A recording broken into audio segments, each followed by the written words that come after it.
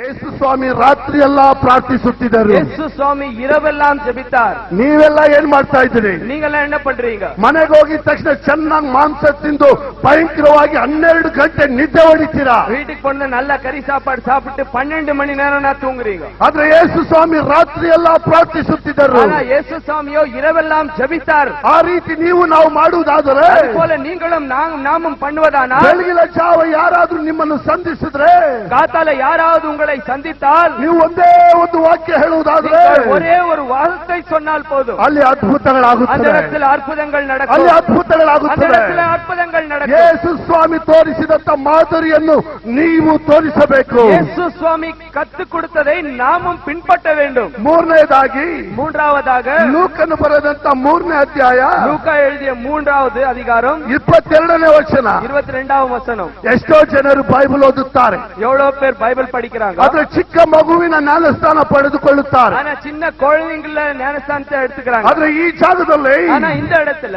ಯೇಸು ಸ್ವಾಮಿ ಮುಳುಗು ಜ್ಞಾನಸ್ನಾನ ತೆಗೆದುಕೊಂಡರು. அவர் முழுகு ஞானஸ்தானத்தை எடுத்துக்கொண்டார். ಆಕಾಶವನ್ನು ನೋಡಿ ಪ್ರಾರ್ಥಿಸಿದರು. அவர் வானத்தை பார்த்து ஜெபித்தார். ಜ್ಞಾನಸ್ನಾನ ಆಗೋಕ್ ಮುಂಚೆ ಆಕಾಶ ನೋಡಿ ಪ್ರಾರ್ಥಿಸಿದರು. அவர் ஞானஸ்தானம் பெற்றுக்கொண்ட பிறகு வானத்தை பார்த்து ஜெபித்தார். ಆಗ ಪರಲೋಕದಿಂದ ಪರಿಶುದ್ಧಾತ್ಮ ತಂದೆಯಾದ ದೇವರ ವಾಣಿಯು ಉಚ್ಚರಿಸಲ್ಪಟ್ಟಿತು. அப்பொழுது பரலோகத்திலிருந்து பிதாவாகிய தேவனுடைய சத்தம் கேட்கப்பட்டது. ಮೂವರು ಒಂದುಗೂಡುವಂತ ಸಮಯ. அந்த இடத்துல 3 பேரும் ஒண்ணா சேர்ந்திருந்தார்கள். ನಾನು ಸುಮಾರು 8 ವರ್ಷ ಕ್ಯಾಥಲಿಕ್ ಸಭೆಯಲ್ಲಿ ಸೇವೆ ಮಾಡಿದವನು. நாங்க சுமார் 8 வருஷம் கேத்தலிக் சபைக்குள்ள நாங்க ஊழியம் செய்தோம். ಅದಾದ ನಂತರ ಬೈಬಲ್ ಓದ್ತಾ ಇದ್ರೆ ಬೈಬಲ್ ಹೇಳಿತು, ಮಗಳೇ ನೀನು ನಂಬಿದ್ಯಾ ಒಳ್ಳೆಯದು, ಆದ್ರೆ ಜ್ಞಾನಸ್ನಾನವು ಮುಳುಗು ತೆಗೆದುಕೋಬೇಕೆಂದು ವಚನವು ಹೇಳಿತು. அதற்கு பிறகு நான் பைபிள் படிக்கும் போது வேத வசனம் மூலமாக தேவன் என்னோட பேசினார். மகனே நீ நம்பியிருக்கிறாய், அது நல்லது, ஆனால் முழுகு ஞானஸ்தானத்தை நீ பெற்றுக்கொள் என்று தேவன் பேசினார். ಯಾಕಂದ್ರೆ ಯೇಸು ಸ್ವಾಮಿಯನ್ನೇ ಪಡ್ಕೊಂಡಿರ್ಬೇಕಾದ್ರೆ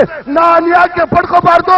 ஏனென்றால் ಯೇಸು ಸ್ವಾಮಿಯ ಮುಳುಗು ஞானஸ்தானம் எடுத்திருக்கும் போது நாம் ஏன் எடுக்க கூடாது? ಯೇಸು ಸ್ವಾಮಿ ಏನಾದ್ರೂ ಪಾಪ ಮಾಡಿದ್ದಾರಾ? ಯೇಸು ಸ್ವಾಮಿ ஏதாவது பாவம் செய்திருக்காரா? ಯಾರಾದ್ರೂ ತೊಂದರೆ ಕೊಟ್ಟಿದ್ದಾರಾ? அவர் யாருக்காவது தொந்தரவு கொடுத்திருக்காரா? ಆದ್ರೆ ಪಾಪ ಮಾಡದ ಮನುಷ್ಯ ಯಾಕೆ ಜ್ಞಾನಸ್ನಾನ ಪಡೆದುಕೊಳ್ಳಬೇಕು? இல்லாத மனுஷன் எதற்காக ஞானஸ்தானம் எடுக்க வேண்டும்? ಈ ಸತ್ಯವೇದ ನೆರವೇರಬೇಕೆಂಬುದಾಗಿ இந்த ಸತ್ಯ ವೇದத்தில் இருக்கின்ற ವಚನங்கள் ನೆರವೇರ வேண்டும். ಆತನು ನೆರವೇರಿಸುವಾಗ ನೀನು ನಾನು ಯಾಕೆ ನೆರವೇರಿಸುತ್ತೇವೆ? அவரை நிறைவேற்றும் போது நீங்களும் நானும் ஏன் நிறைவேற்றக்கூடாது? Hallelujah, hallelujah, hallelujah, hallelujah. ಯಾಕಂದ್ರೆ ನಾವು ಕೊಡುವಂತ ವಾಕ್ಯ ಬಹಳ ಇಂಜೆಕ್ಷನ್ ಇರುತ್ತದೆ. ஏனென்றால் நாங்க கொடுக்கிற செய்தியில நிறைய ஊசிங்க இருக்கும். ಯಾರಿಗೆಲ್ಲ ಬ್ಯಾಟರಿ ಚಾರ್ಜ್ ಆಗ್ಲಿಲ್ವೋ ಅವ್ರಿಗೆಲ್ಲ ಬ್ಯಾಟರಿ ಚಾರ್ಜ್ ಆಗುತ್ತದೆ. யாருக்கெல்லாம் பேட்டரி சார்ஜ் ஆகாத இருக்குதோ அவங்களுக்கெல்லாம் பேட்டரி சார்ಜ್ ஆயிடும். ಚಿಕ್ಕ ವಯಸ್ಸಿನಿಂದ ಕ್ರೈಸ್ತರು ಎಂದು ನಟನೆ ಮಾಡುವವರೆಲ್ಲ ಇವತ್ತು ನಿಜವಾದ ಕ್ರೈಸ್ತರಾಗಿ ಮಾರ್ಪಡುತ್ತಾರೆ. சின்ன வயசிலிருந்து கிறிஸ்தவர்கள் என்று நடித்துக் கொண்டு வாழ்ந்து கொண்டிருக்கின்ற கிறிஸ்தவர்கள் எல்லாம் உண்மையான கிறிஸ்தவர்களாய் மாறிவிடுவார்கள். ನಾನು ಸಭೆ ವಿಷಯವಾಗಿ ಹೇಳಕ್ ಬರಲಿಲ್ಲ.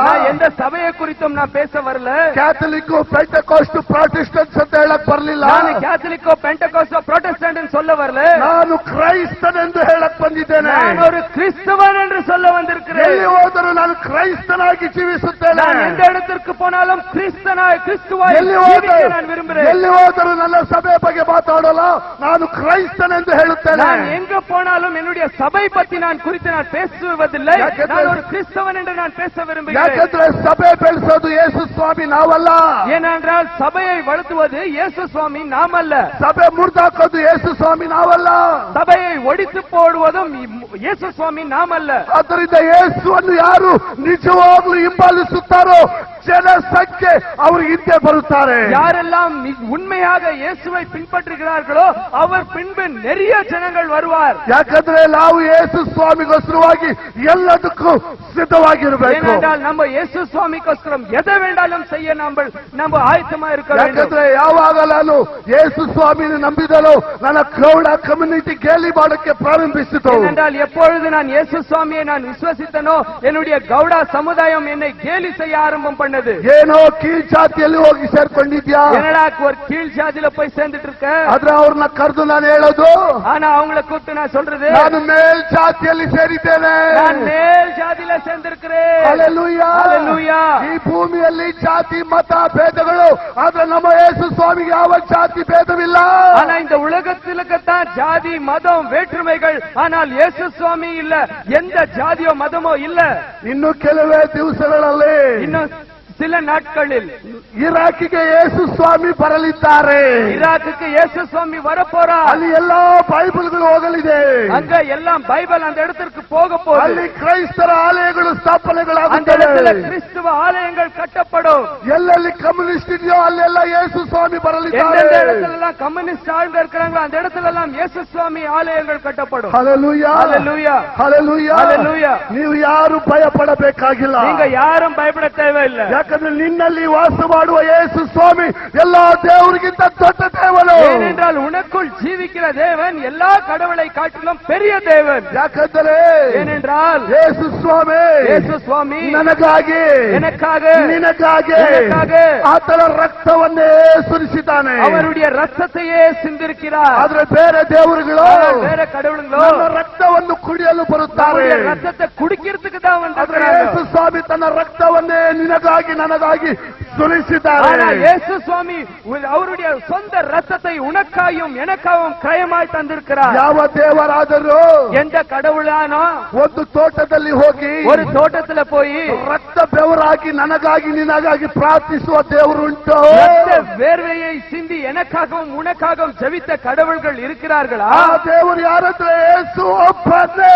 அந்த கடவுள் யார் என்றால் இயேசு ஒருவரே. ಆತನೊಬ್ಬನೇ ನಿನ್ನನ್ನು ನನ್ನನ್ನು ಪರಲೋಕ ರಾಜ್ಯಕ್ಕೆ ಕರ್ಕೊಂಡು அவர் ಹೋಗುವುದು. ஒருவரே உன்னையும் என்னையும் பரலோக ராஜ்யத்துக்கு அழைத்து செல்வார். ಹಲ್ಲೆಲೂಯಾ, ஹalleluya, ಹಲ್ಲೆಲೂಯಾ, ஹalleluya, ಹಲ್ಲೆಲೂಯಾ, ஹalleluya, ಹಲ್ಲೆಲೂಯಾ. ஹalleluya. ಅನೇಕ ಜನರು ಹೇಳುತ್ತಾರೆ, அநேக பேர் ஜனங்க சொல்றாங்க, ಏನ್ ಬ್ರದರ್ என்ன பிரதர் ಮನೇಲಿ ಕರ್ಕೊಂಡ್ರು ಇಂಜೆಕ್ಷನ್ ಕೊಡ್ತೀರಾ, வீட்டுக்கு அழைச்சாலும் எங்களுக்கு ஊசி குத்துறீங்க, ಸ್ಟೇಜಲ್ಲಿ ಕರೆದ್ರು ಅದೇ ತರ ಮಾತಾಡ್ತೀರಾ, ஸ்டேஜ்ல உங்களை கூப்பிட்டா கூட அதே போல பேசுறீங்க, ಸ್ಟೇಜಲ್ಲಿ ಕರೆದ್ರು ಯೇಸು ಸ್ವಾಮಿನೇ, ಮನೇಲಿ ಕರೆದ್ರು ಯೇಸು ಸ್ವಾಮಿನೇ. ஸ்டேஜுக்கு எங்களை அழைத்தாலும் இயேசு சுவாமி தான், வீட்டுக்கு எங்களை அழைத்தா கூட இயேசு சுவாமி. 1000 ಜನರು ಸೇರಿದ್ರು ಅದೇ ಇಂಜೆಕ್ಷನ್, ಮನೇಲಿ ಒಬ್ಬರು ಸೇರಿದ್ರು ಅದೇ ಇಂಜೆಕ್ಷನ್. 1000 பேர் சேர்ந்தாலும் அதே ஊசி தான், வீட்டுல ஒருத்தர் சேர்ந்திருந்தா கூட அதே ஊசி தான். ಯಾಕಂದ್ರೆ ನನಗೆ ಬೇಕಾಗಿರೋದು ಒಂದು ಆತ್ಮ ಮನ ತಿರುಗಿದ್ರೆ ಪರಲೋಕ ರಾಜ್ಯದಲ್ಲಿ ಸಂತೋಷ.